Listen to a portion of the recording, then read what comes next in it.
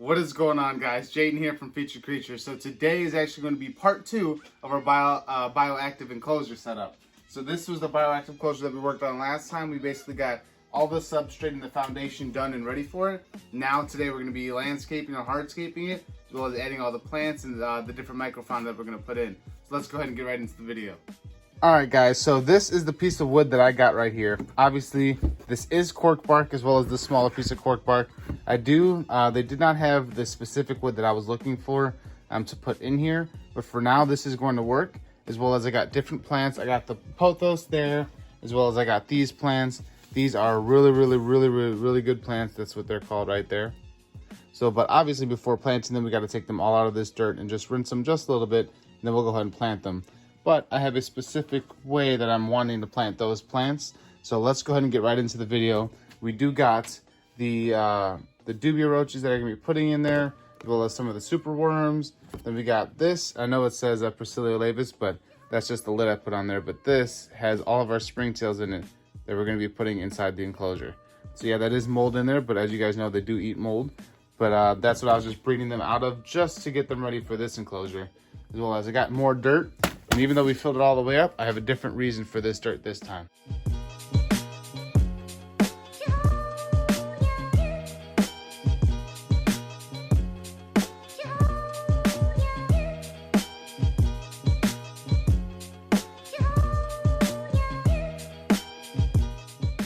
Alright guys, so this is how I want the tank set up. This is the exact reason why I bought this specific piece of cork bark. It has 2 holes in it, of course, because it's split part of the trunk. But then I was able to stuff all this with dirt, so where there's dirt right here now. And that's where I'm going to be putting one of the plants. It does have a little back area exit. I don't know if you guys can see that right there. But it does have 2 areas, so the anoles will probably make a home in the back one, or some of the other microfauna will. But I do want the plants to actually come up and actually spread around here, because this, like I said, is going to be for my anole. And then I have the other piece down here that's going to be nice hide that goes all the way into the ground back there. And that's going to be a perfect hide for all the rest of the microfauna, as like the anoles can hide in there, and some of the beetles, the roaches, they'll definitely be hiding in there. I wanted to leave all of this space, so this whole cavity on the inside of this, which you can also get through right here, all of that is actually empty, which is going to be perfect. So when the roaches do come in here, they have enough space, enough places to breed without being disturbed by the anoles. So then this tank could be fully self-sustaining without me having to really do anything for it, and the anoles could just live their best life with the least interference from me. I do like to handle a lot of my animals, but the anoles and smaller lizards like that don't really need to be handled, I tend to like just to keep them by themselves and just let them have nature take over. So our next step is we are going to be going right over here and taking this plant apart, and then putting all the dirt inside of a bucket, and then putting the best leaves that I think in here are going to go right into that enclosure. All right guys, now here is the biggest problem that I've seen when it comes to actually getting a new plant like this one and transplanting it. Well, the golden pothos are pretty hardy, but the hardest part of actually getting these new plants is the fact that their root systems are already so developed. There we go, got one side off. That it is extremely hard to detangle every single plant in here. So what I'm going to do now is just get the dirt out of the bucket and start detangling, especially the pieces that I want the most, because the rest of these are going to be going right in a different enclosure, because I like using golden pothos as one of my main things for my plants or for my vivariums. So that is why I'm taking it out like this. Sorry, it is a little sloppy. And now you can see all of the root system that's at the bottom of the plant. See, it kind of forms to the size of the cup that it's in. So now you're just going to be scraping. So all this is now is scraping and detangling.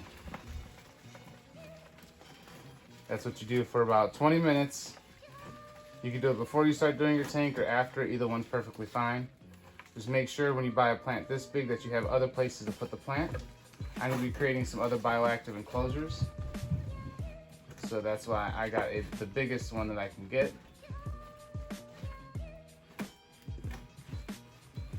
But yeah, this one's going to take me a while, so I will see you guys right when I'm done.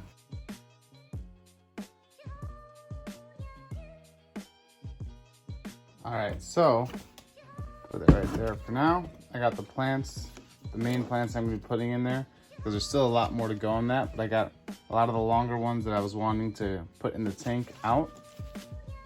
And then you want to take off as much dirt as you can, just because you don't really know what's in the dirt that the plants are already in. So this plant was actually 2 different ones. So that's great for me because I do want to plant this one in a specific location. But yeah, let's go ahead and get to planting, and then we got some other stuff to do. All right guys, so when you're planting like this one, you do want to just make sure. So I'm going to put this towards the front of this because I am going to be putting another plant behind it. But you do want to make sure that all the roots are covered up. Because once you can make sure all the roots are covered up and then give it a good water afterwards, then you want to lightly press it down. Don't pack it down, but you just want to lightly press it down. So that's going to give you another element to the top of that. So this is just the golden pothos, but I'm putting this one behind. Now the reason why I got golden pothos is because since I am going to be having anoles in here, they are going to be running around a lot, and I mean a lot. And I will be having a breeding pair in here. So most likely 2 to 3 females for the 1 male, just for the anoles in here. So I want to make it nice and arboreal for them, just so they can all climb and they all can live their life and thrive in this enclosure. So I'm going to just add more dirt to the bottom of this plant. And like I said, you want to do the same thing. You don't want to smush it all in, but you do want to pack it down just lightly enough. So then when you have all of your plants, like these plants that are here in the front, they're going to thrive, while these will continue to grow throughout the enclosure. This main stem, or this main trunk of the pothos plant will start growing down here and covering more. Well, the rest of this is going to grow around and hopefully grow down like I want it to. So I do plan on putting more plants in this enclosure. So I'm going to be putting this one back here, just to go right in the back corner, perfectly right there. And I'm not worried about any of the plants or any of the animals actually eating these plants, just because there's enough food everywhere else where I don't think that they will be hungry. So that one is going to be hidden a little bit behind that side. Well, this one is going to seem like it's coming right out from the bottom of this cork bark.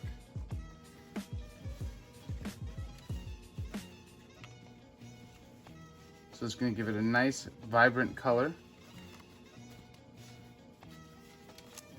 Because obviously after this, I'm going to be giving the whole vivarium a nice, deep watering. So I'm going to be giving this enclosure a nice, thorough watering when I'm done. But for now, I do love how this is coming out. It's coming out how I think it's, how I believe it's supposed to, and how I'd like it to. But I'm just going to be adding a few more things, just because, like I said before, the anoles are going to climb, and I want this enclosure to be the best for them to climb. If I do find another piece of wood that I like, I will be putting it in this enclosure so they can have a little bit higher ground to be able to climb around. But for now, this is going to be a great thing for them. They're going to enjoy this tremendously. As well as, like I said, with the microfauna, the rest of the leaves and everything else I'm going to be putting in here. Because there's going to be a lot more coverage down here. Especially with the pothos and the other plants. So what I'm doing with the pothos is I'm putting big leaves everywhere. Because the pothos is going to be growing a lot. So that is why I'm just placing it everywhere. Well, that's why I'm not placing it in too many places, just because it's going to be growing a lot already, just like the other tank. So right now I know this is just me seeding these plants in here, but give it a while and they'll start looking like the 30-gallon tank that you guys have seen. So right now, this tank is looking great. It's one of the best tanks that I've made, especially since I've really been hunkering down on this Bioactive enclosure setup that I like. And the tank overall is getting exactly how I want it to. So I am going to be getting a new light to go across it so it does fit on all sides. So this plant down here will get enough sunlight. I will be filling in the back a little bit more with some plants as well. But then overall, this tank is looking great. It is looking exactly how I want it. Like I said, I meant for this to be here, obviously, just because I want the roaches and all that to be breeding in here and in the microfauna, just so the anoles don't see them. And the anoles could even hide in there as well. There's spaces right here for everything to climb. For back here, this whole tube is empty, all on the inside right here, but it's filled all on the inside right there. So these plants are going to be doing very well, as well as the rest of the plants in the enclosure. All right, guys, so go ahead and just check out this enclosure. So obviously this enclosure is going to grow a lot by the time now, and like give it 4 months, this enclosure is going to be growing a lot. There's going to be a lot more species in here, and we're about to add a lot of them right now, but there are going to be a few more that I do want to add on later on, which I think is going to be great. Look at the density of all the plants that is at the bottom. The golden pothos are the easiest, some of the easiest plants that you can put in a bioactive enclosure, because they are the hardiest and they can come back from almost anything. So I'm not worried about them at all in this enclosure, especially these plants. These ones are going to be growing tremendously. I do want them to grow because I do want to propagate them as well and put them in other plants, in other vivariums, because I do love the color of them. But I do want to go over costs with you guys, because the only downside that I would say there is to bioactive anything is that it is a little bit more expensive, but in the long run, it is better for your animal. I would say most cases. So like enclosure like this, I wouldn't have to take care of my anole or anything at all after allowing these guys to be established. So all of the roly-polies, I am going to be adding leaf litter in here, so I'm not done just yet. I'm going to be adding more leaf litter than just that in here, but there's going to be a lot more other stuff that I do want to do with this enclosure, as well as like adding different wood and other stuff like that. So if you guys enjoyed this video, go ahead and leave a thumbs up and comment on the video. But we're gonna go ahead and get right into the seeding of all of the different microfauna that's gonna be in here. All right, guys, so the first species I'm gonna be putting in here are gonna be the springtails.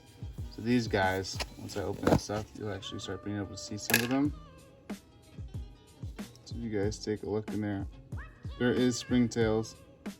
A lot of them just go throughout the sphagnum moss that's in here, but I am going to put all of this in there. So I'm just going to be putting this right here, right towards the front of the enclosure. So there's going to be tons of springtails in here, and especially once they start breeding, just like the other enclosure, there's going to be a lot more of these guys. So that's all I'm going to do, is I'm going to leave those just like that. Give this place, I do want to add the sphagnum moss just right here, specifically because I do want to keep this enclosure a little bit more humid. So having having some sphagnum moss on the top of the enclosure definitely will do that for us. And then after a long while, then it slowly breaks down for the roly-polies as well as the rest of the decomposers, the microfauna, to be able to eat. But if you guys take a look,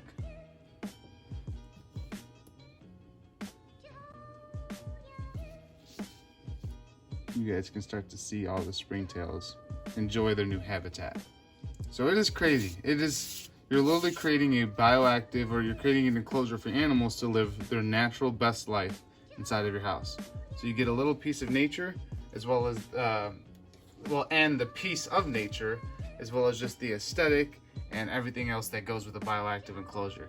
So that is why I encourage you guys to get into bioactive. So the next species we're going to be putting in here, these are Blaptica dubia. So I do breed a ton of these guys. So that's why I have a lot to be able to put in here. So I'm only going to be starting off with these 7 or 6 females with that 1 male.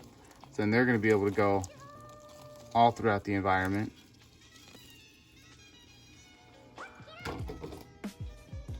They can climb up there if I don't close that. All right, guys, the next species we're going to be adding to our enclosure is going to be these guys. So we're not going to be adding all 100 of them. We're probably going to add around 20 of them. And then let them do what they do inside the enclosure. Alright, guys, so here goes. All we're going to be doing is just laying those guys out, and we'll spread them out as well. So there's going to be a lot of these guys in there. So we put some. Alright, guys, so my phone actually died when I was recording, so I don't actually have the clip of the rest of it, unfortunately, but I did want to just put this little clip in there after, once my phone was recharged, of me just putting the leaves in there.